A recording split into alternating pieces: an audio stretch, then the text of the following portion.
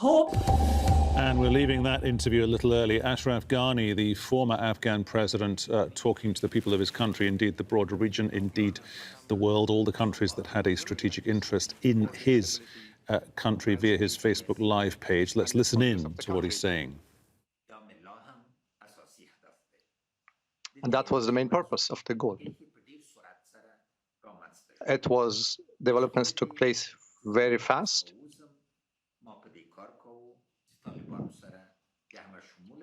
My purpose was to work with the Taliban to reach a conclusion for a comprehensive government through negotiations to pave the way for such a transition. Their compatriots, I would like to speak to you about the recent developments. Since Sunday, on Sunday I was following a routine schedule, and I was working on order and discipline for Kabul. My security officials advised me to get away from those circumstances, basically to be away from the circumstances, to keep a distance.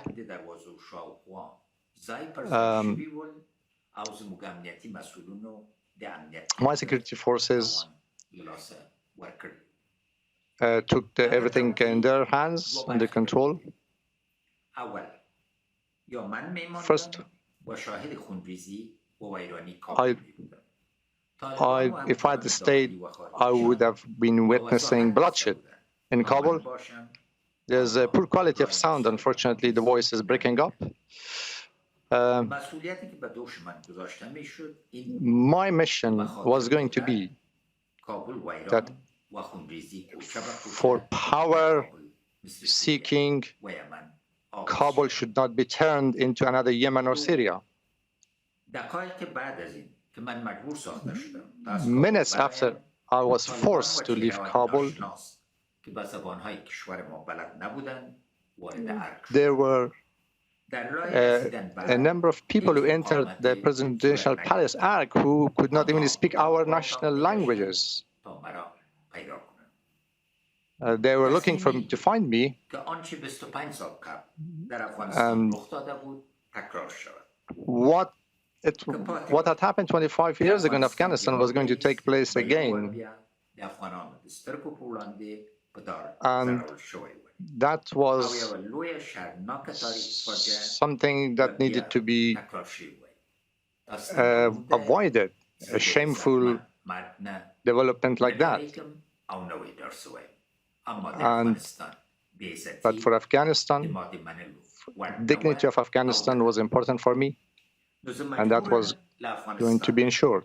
So I had to leave Afghanistan in order to prevent bloodshed, in order to make sure that a huge disaster is prevented.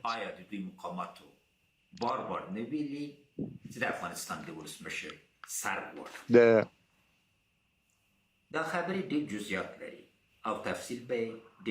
are many details that, of course, need to be provided.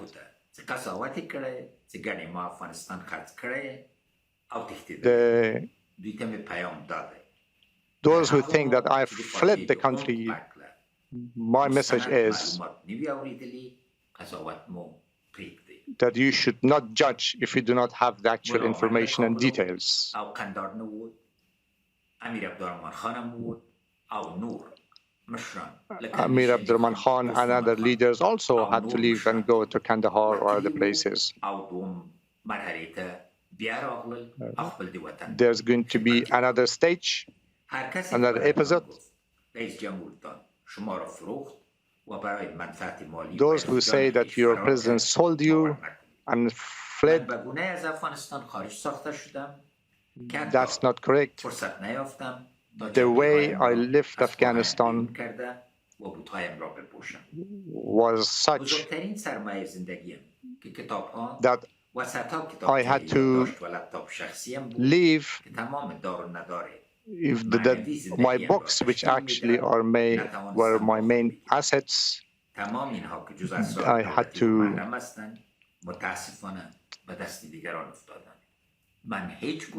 there were some documents, confidential documents, that actually, unfortunately, were left there, and they're now in the hands of others. And I did not take anything with me. Just with one shalwar and kameez and one waistcoat, I had to leave the country. In these days, the political assassination, personality assassination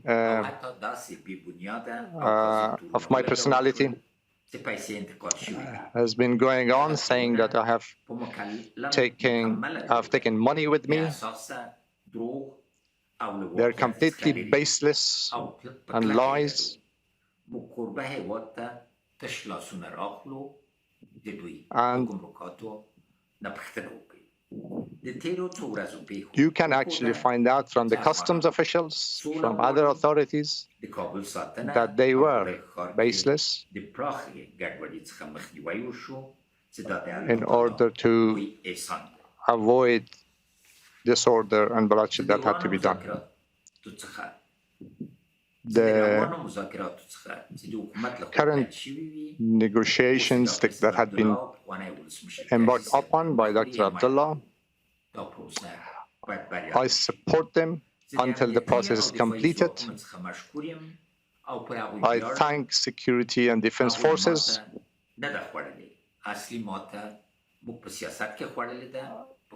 and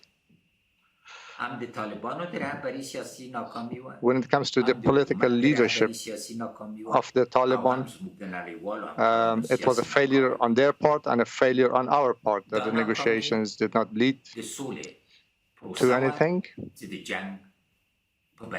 The peace process should lead to the end of war. The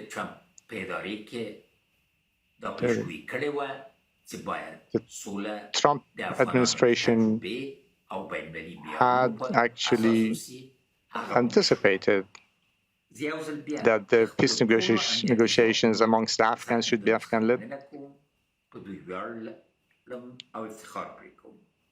I'm proud of what has been done. One last message. Currently, I'm in the UAE so that disasters are avoided. I'm in consultation with others until I return and so that I could continue my efforts for justice for the Afghans and to achieve the achievements, the real Islamic and national achievements of the people of Afghanistan, so that we could fight for them together. Thank you very much for all the messages and sympathies that you have sent. Thank you very much. Long live Afghanistan. Apologies for the bad. Short and a sweet address there via his Facebook Live page from Ashraf Ghani, the former now president of Afghanistan. Let's just take you through what he had to say. He was talking for what, maybe 10 minutes, I guess, just a little over 10 minutes. A very, very personal address to the people of Afghanistan, the broader region, the international community, talking about just that immediate time, that period of time when he decided to leave the country. He said events took place very fast. My purpose had been to pave the way for a transition. As of since Sunday, working on order for Kabul, his security people advised him to get away. If he'd stayed, he would have witnessed bloodshed in Kabul. The people of Kabul have witnessed bloodshed because there has been bloodshed in Kabul, the city, of course. He didn't say that, that's me saying that, and in the province of Kabul as well. He said he was forced to leave. What took place before was going to happen again, he said, referring to the events of, I guess, the 1980s, the 1990s, up to the point when the Taliban were banished. Many details need to be provided I guess he's teasing us a little bit there. He said he had to leave his main assets and confidential documents. He described the process going on around him now as personality assassination. He said it's baseless. He said he thanked the defense forces. Political leadership of the Taliban and the political leadership of Afghanistan failed the people of Afghanistan. Listening to all of that for us, as ever, was our diplomatic editor, James Bays. James, no message to the people of Afghanistan, no reading or no kind of descriptive language, as if he seems to understand or not the enormity of what's happening. Just his justification for why he left and why he fled Afghanistan. He actually said there, I didn't flee Afghanistan, but everyone is aware that's exactly what happened. Also trying to justify how he left, because remember, there have been numerous allegations that he left with suitcases full of cash. In fact, the Afghan embassy in Tajikistan, as they were taking down his picture in the embassy, were demanding Interpol arrest him. There have been demands also. The Russian special advisor on Afghanistan has said recently, Ambassador Karbalov, that perhaps the Afghan people should put Ashraf Ghani on trial. And I think he's trying to defend himself. He said certainly that he only went because he was forced by his security officials. And then he claimed that as soon as he'd left, people actually came to the presidential palace looking for him. There's nothing that we can find, I think, at this stage to support that claim. Certainly, we understand that he left with two close officials, with Hamdullah Mohib, who was his national security advisor, and Faisal Faisali, who was the director of administrative affairs in the presidential palace. Two people very close to Hamid Karzai. But Peter, it's worth telling you that most of the others in the government, close to Ashraf Ghani, it's worth telling you that most of the others in the presidential palace and among the cabinet are really despising the former president now. And it was, I think, pretty true even a couple of weeks ago. As you know, I was in Kabul a couple of weeks ago. I spent a little bit of time in the presidential palace. I spoke to senior members of the Ghani government, to former ministers as well, and there wasn't really much of a good word to be said about Ashraf Ghani. And clearly the way he's held in Afghanistan has got worse since the way he departed Afghanistan. He, of course, denying that he took suitcases of cash, saying he just took his shalwar kameez, his traditional Afghan robes and Afghan shirt, and left Kabul. He's turned up, we believe, in the United Arab Emirates, we think in Dubai. Will we hear anything more from Ashraf Ghani? I think it seems very unlikely, despite he says there'll be another episode, that he's going to play any important role in the future of Afghanistan now. Is he also slightly misinterpreting the events that took place over the past, particularly the last week, James, maybe the last 2 weeks, when he said what happened should have led to an end to the war? Because whilst, yes, it was being labelled, particularly where you are by some of the American networks, as being a war, another war in Afghanistan, there were large areas where it was actually more of a drive-by shooting on the part of the Taliban, because the Afghan security apparatus was turning tail and running. It was taking off its uniforms, or it was even being kind of subscripted, if you will, or subscribed into being part of the Taliban. Absolutely. Such surprising events and such speed to all of that. He may have been referring to that. I think it's also possible he was referring to what should have happened to the peace deal. Because remember, the US did sign a peace deal did sign a peace deal with the Taliban, and there was supposed to be a negotiated settlement between the government of Afghanistan and the Taliban. And of course, it didn't end like that. It ended in a military way, with the Taliban taking control of the situation on the ground in Kabul. He's certainly not the president now, and even his vice president, who's still in Afghanistan, he says he is now the caretaker president of Afghanistan. And it's interesting that Amrullah Saleh, the vice president, is in Panjshir. That's a small province of Afghanistan, just a little finger of territory. But it's the one little bit of Afghanistan that hasn't, at this stage, been properly controlled by the Taliban. Amrullah Saleh, who I don't think was in a sort of tactical coalition with Ashraf Ghani, but I don't think would be described as one of his close allies, says he's going to continue fighting against the Taliban. For now, though, pretty clear who is in pretty much total control of most of the country, and that is the Taliban. James, as ever, a pleasure. Many thanks, James Bays, our diplomatic editor there at the UN in New York. Ashraf Ghani, the former president of Afghanistan, saying as well, I am proud of what we have done. I'm in the UAE, so disasters are avoided. We are in consultations with others. I want to achieve real achievements for Afghanistan, he said.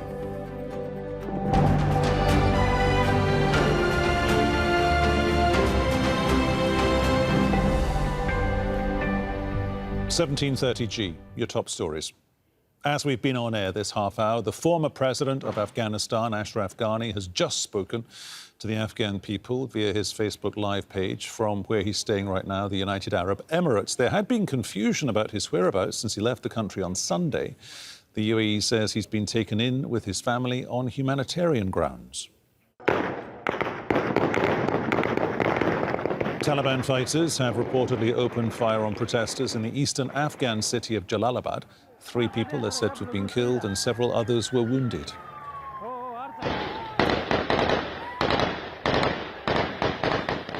Gunfire has also been heard during protests in the eastern city of Khost. There has been no immediate reporting of any injuries. Demonstrators raised the Afghan national flag over a road in the city. Taliban fighters were then seen chasing crowds away. Rob McBride is in Kabul. This was a particularly ugly incident, and I think it's being seen as really, since the Taliban just assumed power a couple of days ago, as the first major act of defiance against them. Jalalabad is a very important city. It is east of here towards the border with Pakistan, and this protest began over the national flag. Now, since the Taliban have taken power, they have very consciously been removing the Afghan national flag and replacing it with the Taliban flag. We've seen that a lot here in the capital, Kabul. It's left a lot of people very upset.